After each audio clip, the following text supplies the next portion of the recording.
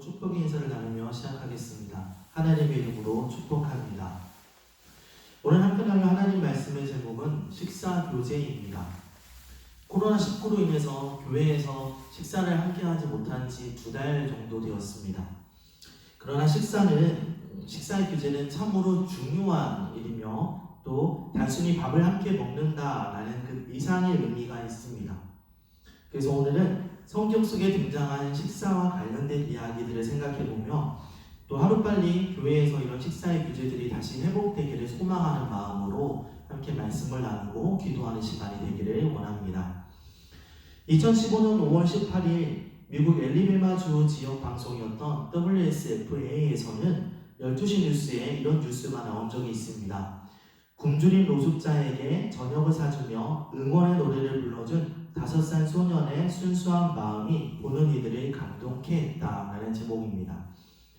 이 방송은 5살 된 소년이었던 조시아 던컨이라는 아이의 이야기입니다. 이 던컨은 엄마와 함께 길을 가다가 난생 처음으로 노숙자를 발견하게 됩니다. 엄마에게 저 사람이 왜 저러고 있는지 물어보고 엄마가 노숙자가 어떤 사람인지를 설명해 줍니다. 그 중에서 평소 음식을 잘 먹지 못한다라는 이야기를 듣고 그게 마음에 쓰였습니다. 엄마, 저 노숙자한테 우리가 먹을 것을 사주면 안 돼요? 라고 이야기를 하죠. 엄마와 함께 노숙자에게 가서 먹고 싶은 게 뭐냐고 이렇게 물어봅니다. 노숙자는 가장 싼 치즈버거를 사달라고 이야기를 합니다. 그랬더니 그 엄마와 이 아이는 그 노숙자를 데리고 가까운 식당으로 가서 그가 먹고 싶은 만큼 계속해서 베이컨을 사줍니다. 베이컨을 먹게 해줍니다. 노숙자가 그것을 먹을 때 이 아이가 그 옆에서 이렇게 얘기합니다. 당신에게 축복을 빌어줄게요 라며 큰 목소리로 노래를 불러줍니다. 아마도 축복에 관련된 노래였겠죠. 이렇게 노래를 듣고 있던 노숙자가 결국 눈물을 흘립니다. 그리고 엄마가 이날은 결코 잊을 수 없는 날이었다라고 이야기하는 장면이 뉴스에 나옵니다. 이 식사를 제공받았던 노숙자나 또 이 식사를 제공해 주었던 이 엄마와 아들에게도 결코 잊을 수 없는 그런 귀한 식사의 시간이었을 것입니다. 우리가 식사를 한다라는 것은 단순히 밥을 먹는다라는 것 그 이상의 의미가 있습니다. 생물학적으로 그저 생명을 유지하기 위하여 식사가 필요하다면 최소한의 음식만 먹으면 될 것이요 굳이 맛있는 음식을 찾아다닐 필요도 없을 것입니다. 그러나 하나님은 우리에게 미각을 주셨고 우리에게 먹는 즐거움, 맛있는 것에 대한 자각을 주셨습니다. 그래서 식사를 한다는 것은 육체적인 그 건강과 맛있는 것을 먹는 즐거움을 포함하고 있습니다. 더욱이 식사는 정서적인 부분을 함께 그 요소를 배제할 수 없습니다. 아무리 맛있는 음식이라 할지라도 마음에 들지 않는 사람, 싫어하는 사람과 불편한 사람과 함께하는 식사는 그 식사의 본연의 맛을 느끼기에는 어려움이 있습니다. 먹는 것이 소화가 되고 영양분이 되기보다는 먹다가 체할 것 같은 불편함을 경험하게 됩니다. 그러나 사랑하는 사람과의 식사는 굉장히 즐겁고 행복하죠. 때로는 부모들은 자기의 자녀가 맛있게 먹는 것만 보아도 왠지 모를 그런 풍족함 또는 마음의 포만감 이런 것들을 경험하기도 합니다. 그래서 할머니들이 명절이나 시골에 가면 그렇게 먹을 것들을 계속 손주들에게 주셨나 봅니다. 이처럼 식사라는 것은 우리에게 참 중요한 부분입니다. 성경을 읽다 보면 식사와 관련된 부분들이 존재하는 것을 알 수 있습니다. 오늘 우리가 읽었던 본문 말씀에서 예수님이 제자들과 함께 식사했던 것처럼 말입니다. 오늘 본문 말씀은 우리에게 성만찬으로 알려져 있습니다. 교회에서는 절기를 따라 또는 더 많은 횟수를 이렇게 성만찬의 일들을 통하여 예수님의 우리를 위하여 죽으심과 부활하심 그리고 또 우리와의 그분과의 연합에 대하여 생각하는 그런 시간들을 가지고 있습니다. 그런데 우리가 지금 행하고 있는 이 성만찬은 예수님 당시에는 이것이 지금과는 조금 다른 의미였습니다. 다시 말씀을 드리면 지금과 같은 어떤 예식이 아니라 말 그대로 식사였던 것입니다. 빵 한 조각 그리고 작은 한 잔의 포도주를 먹는 수준이 아니라 배를 부르게 하는 그런 넉넉한 식사였습니다.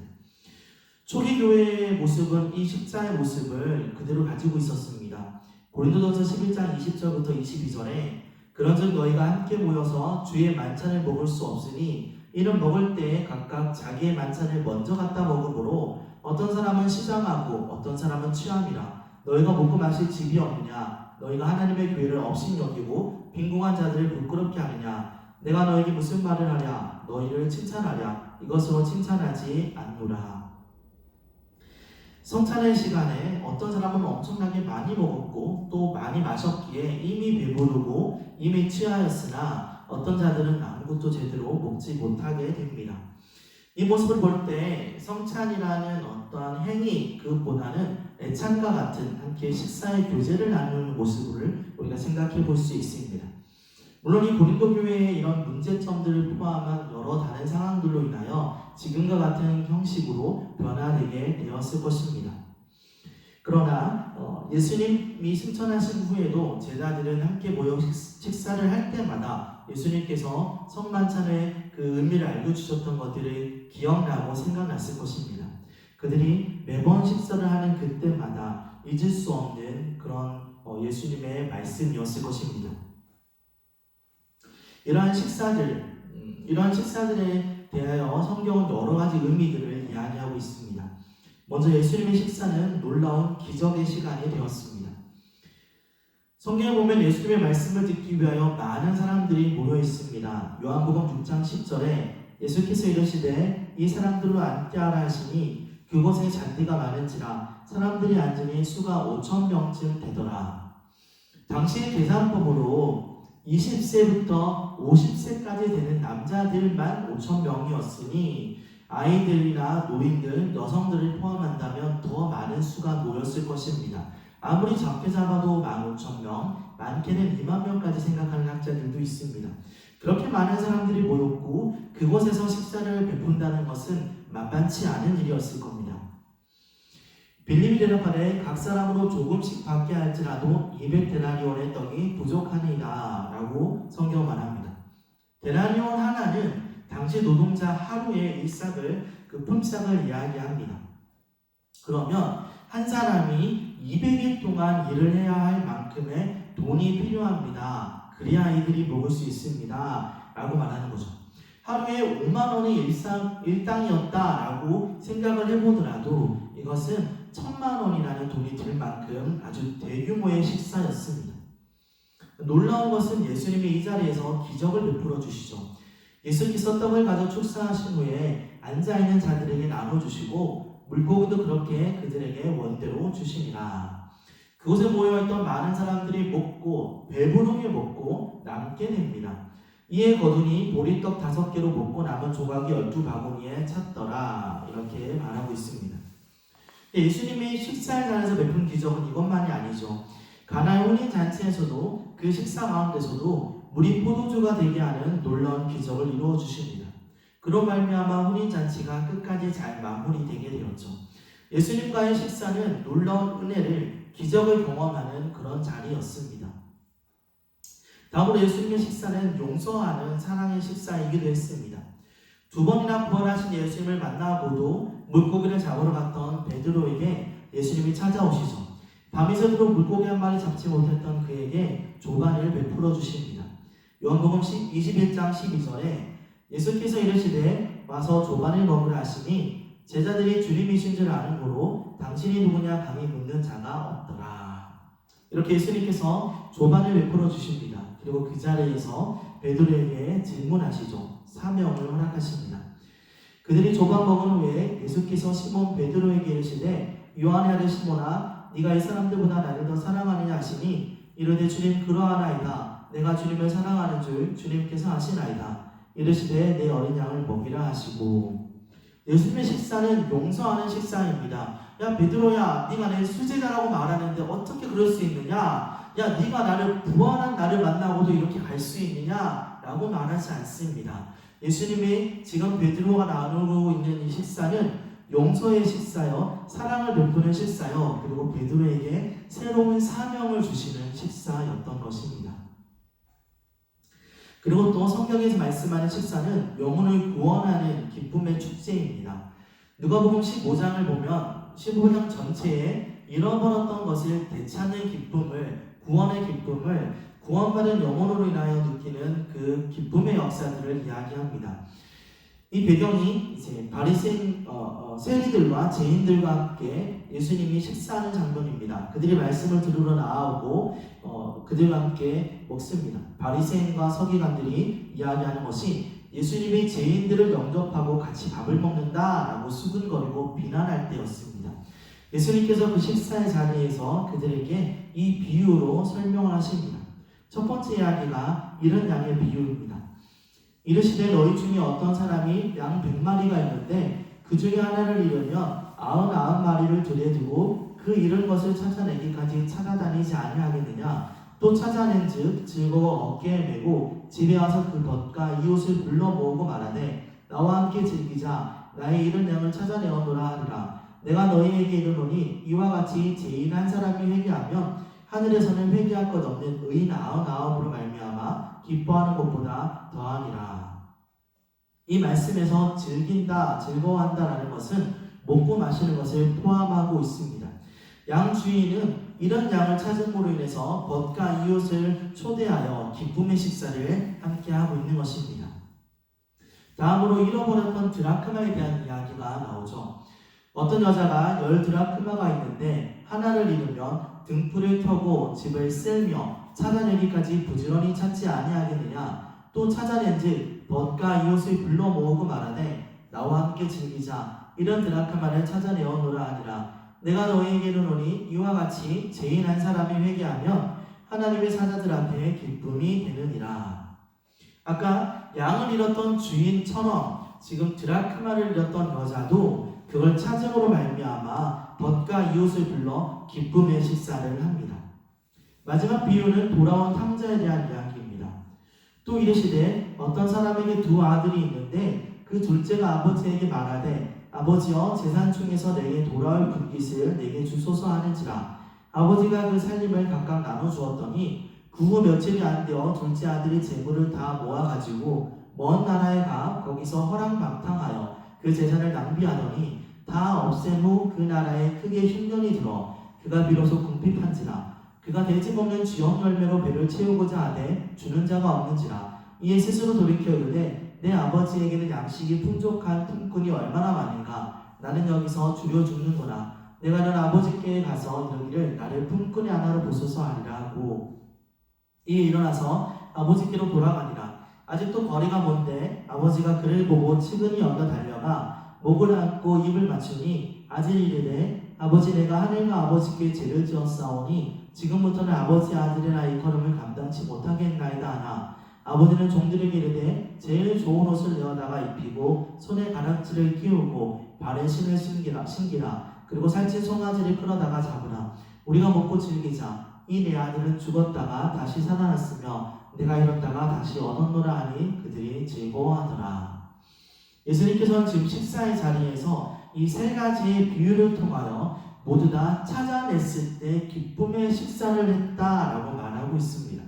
잃어버린 영혼을 찾은 기쁨을 나누는 즐거움의 축제의 시간으로 식사의 시간을 이야기하고 있는 것입니다. 그런데 반대로 하나님의 식사와는 다르게 사람들의 식사는 그 식사를 통해 음모를 꾸미거나 분노를 표현하거나 합니다. 사무엘상 20장을 보면 다윗을 죽이려는 사울과 그것을 막으려는 요나단의 식사가 등장합니다. 사무엘상 20장 27절에 이튿날 곧 그 달 둘째 날에도 다윗의 자리가 여전히 비었으므로 사울이 그의 아들 요나단에게 묻되 이 세 아들이 어찌하여 어제와 오늘 식사에 나오지 아니하느냐 하니. 다윗은 사울이 자신을 죽이려 한다는 것을 알고 있었고 요나단은 그것을 믿을 수가 없었습니다. 그래서 다윗과 요나단이 이미 합을 맞췄죠. 내가 식사의 자리에 나가지 않을 텐데 그러면 왕이 나를 찾을 것이다. 그때 집안에 어떠한 일이 있어서 베들레헴에 갔다고 해라. 그렇게 말을 했을 때 어떻게 이야기하는지 들어보면 알 것이다 라고 그런 이야기들을 했던 것입니다. 그래서 요나단이 사울에게 내가 가도록 허락했다라고 이야기를 하죠. 그 이야기를 듣고 사울이 불같이 화를 냅니다.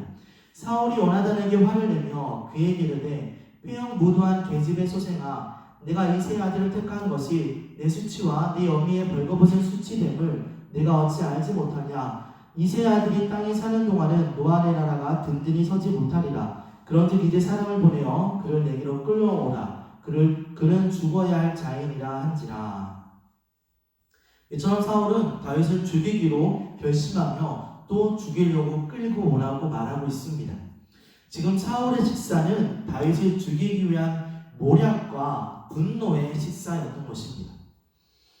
또한 세상의 식사는 방탕과 악함을 이루는 그런 겉모술수가 난무하기도 합니다.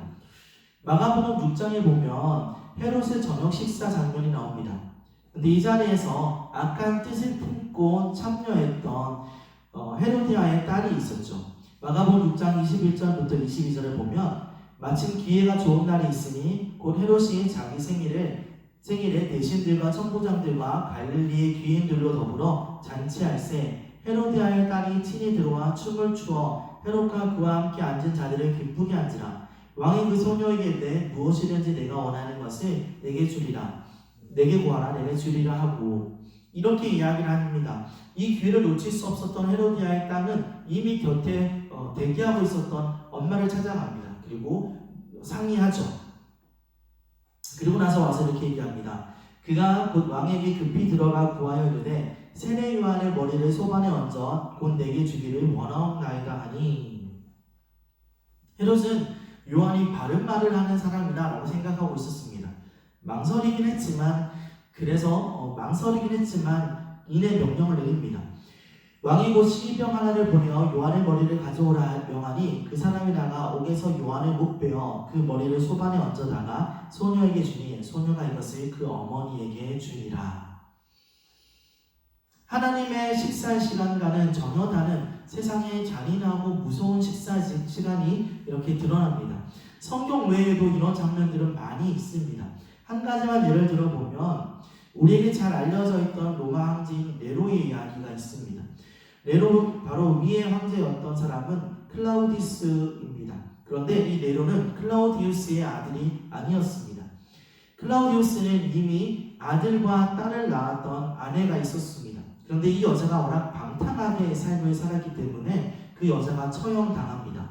그 후로 들였던 여자가 바로 네로의 어머니였던 아그리파라는 사람입니다. 클라우디우스는 전 아내와 사이에서 낳았던 자신의 친아들을 다음 왕위에 올리려고 했습니다. 그러나 아그리파가 계속해서 권면하여 결국 네로를 왕에 올리기로 결정을 합니다. 그런데 이것으로 끝이 아니라 이 다음에 생겨나는 일이 있습니다. 이 클라우디우스라는 사람은 먹는 것을 참 좋아했다고 합니다. 식사를 참 좋아했다고 하는데 한 끼에 최소 2시간 이상의 밥을 먹었다고 합니다. 그래서 기록에 따르면 그가 배가 부를 때까지 먹고 토하거나 아니면 맛만 보고 뱉거나 하는 행위들을 반복했을 것이다 라고 역사들의 기록은 남아 있습니다. 그런데 그 역사의 기록을 따르면 이 클라우디우스의 죽음이 먹다가 그게 목에 걸려서 죽은 것으로 이렇게 알려져 있었으나, 그러나 역사학자들이 밝혀낸 새로운 사실은 뭐였냐면 그것이 아니라 아그리파가 자신의 아들 네로가 왕으로 세워지는 데 있어서 클라우디우스가 다시 마음이 번심할까 두려워하여 그를 독살한 것으로 학자들이 밝히고 있습니다. 너무너무 좋아하던 식사의 자리가 결국 그를 죽음으로 인도하는 그런 암살의 시간이 되고 말았던 것입니다. 식사 시간은 참으로 행복할 수도 있으나 이렇게 무서울 수도 있습니다. 그런데 하나님의 식사는 우리를 오히려 원수로부터 지켜주는 식사이기도 합니다. 시편 23편 5절을 보면 주께서 내 원수의 목전에서 내게 상을 차려주시고 기름을 내 머리에 부으셨으니 내 잔이 넘치나이다 라고 말합니다.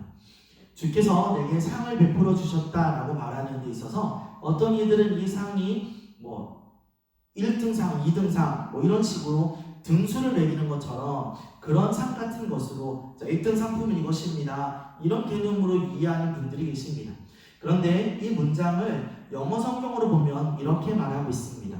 테이블이라고 말하고 있습니다. 다시 말하면 상은 밥상, 그 식탁을 이야기하는 것입니다. 다시 말해서 주께서 내 원수의 목전에서 내게 밥상을 베풀어 주십니다 라는 이야기입니다. 이것은 원수와의 교제를 말하는 것입니다. 원수 앞에서 맛있게 하나님께서 밥상을 차려주시고 그것을 먹으며 원수를 놀리고 조롱하고 이런 장면이 아니라 그 원수와의 관계의 회복을 상징하는 것입니다. 누가 밥을 먹으면서 남을 조롱하는 것이 기쁘고 행복한 일이라고 할까요? 성경은 지금 그와의 어그러진 관계를 회복하고 그 식사의 만찬을 즐기게 하시겠다. 원수의 앞에서 내게 상을 베풀어 주시겠다라고 말하는 것입니다. 또 다른 의미로 생각해 본다면 원수로 인하여 생명의 위협을 느끼며 살아가고 있던 다윗에게 그런 모든 상황과 환경 가운데서도 나를 지키시며 나를 식사의 자리로 인도하시는, 나를 그렇게 지키시는 하나님을 고백하는 것으로 해석할 수도 있습니다. 하나님께서 우리에게 베풀어 주시는 상은 어그러진 관계를 회복하게 하시고 원수로부터 우리를 지켜주시는 그런 평강의 식사입니다. 말씀을 정리하겠습니다. 식사는 단순히 밥을 먹는다는 것 그 이상의 의미를 가진다고 말씀을 드렸습니다. 생명과학 대사전이라는 책에는 이렇게 정의하고 있습니다. 식사는 영양보급뿐 아니라 가족을 비롯한 사람들의 의사소통이나 연대감을 강화하는 기회가 되기도 하며 식문화가 형성되는 장소이기도 하다라고 말합니다. 오늘 여러 가지 이야기로 식사에 대한 이야기를 나눴습니다. 그렇다면 여러분의 식사의 자리는 어떻습니까? 혹여 체할 것 같은 그런 불편함 가운데 있지는 않으십니까? 함께 식사의 교제를 나누지만 마음에 미움과 시기가 있지는 않습니까? 저는 우리 교회의 사정들을 잘 모릅니다. 그러나 제가 총각교 섬겼던 교회에 이런 일이 있었습니다. 매주 예배가 끝나면 식사를 하지 않고 빨리 나가시는 분이 계셨습니다. 그래서 하루는 용기를 내어서 그분을 잡았습니다. 식사 좀 하고 가세요. 식사하고 가세요 라고 말했더니 아니라고, 자기는 식사 안 한다고 이렇게 갔습니다. 후에 알고 봤더니 그분은 불편한 사람이 있어서 같이 밥 먹기 싫어서 늘 그렇게 빨리 나갔던 것입니다. 우리의 식사 교제는 피하거나 피하고 싶게 만드는 그런 교제가 아닌지 돌아보아야 할 것입니다. 남을 험담하고 비난하는 것으로 반찬을 삼는 그런 식사가 아니어야 할 것입니다. 어떤 의도를 가지고 계획을 따라 그렇게 그 계획을 이루어 나가기 위한 식사가 되어서는 안 될 것입니다. 여러분이 드시는 식사의 시간, 그 교제 안에 하나님의 은혜가 있기를 원합니다. 오병이어와 가나안의 혼인잔치와 같이 하나님의 놀라운 기적의 역사가 일어나는 식사 자리이기를 원합니다. 상처받은 심령의 위로와 또 베드로를 새롭게 하셨던 것과 같이 우리 가정에, 여러분의 가정에 하나님께서 주시는 위로와 사명이 있는 그런 식사 자리가 되기를 원합니다. 귀한 영혼 하나를 하나님께 인도하며 드리는 그 기쁨의 축제의 식사와 같은 그런 식사가 있기를 원합니다. 어그러진 관계를 회복하고 또 모든 위험에서부터 지켜주시는 그런 평강의 식사가 여러분에게 또 저에게 있기를 소원합니다. 성경이 말하고 있는 이 놀라운 식사의 교제가 우리 교회에, 여러분의 가정에 있기를 원합니다. 빨리 코로나의 모든 사태들이 정리되고 이 모든 것들이 나아져서 교회가 하루속히 이렇게 귀한 식사의 교제를 나누고 또 하나님의 은혜를 함께 공유하는 시간이 빨리 오게 되기를 우리가 함께 기도하고 꿈꿀 수 있기를 소원합니다. 기도하겠습니다. 하나님 감사합니다. 우리가 매일 밥을 먹습니다. 그런데 밥을 먹을 때 우리가 얼마나 감사하고 있으며 또 이 밥을 먹는 것을 통하여 하나님의 은혜를 생각하는지요. 그냥 식사기도 한 것으로 만족하고 끝이라고 여기진 않는지요. 아니 어쩌면 하나님 이 밥을 먹으며 겉모술수를 우리가 꾸려나가고 밥을 먹으며 남을 비난하고 험담하며 하나님 우리가 악한 마음을 품고 있지는 않은지요. 역사의 모든 일들을 보면 식사의 자리에서 죽었던 사람들이 참 많다는 것을 우리가 깨닫습니다. 식사의 자리를 통하여 한 사람을 우리가 죽음으로 몰아가는 그런 일들이, 그런 아픈 일들이 있었다는 것을 또한 압니다.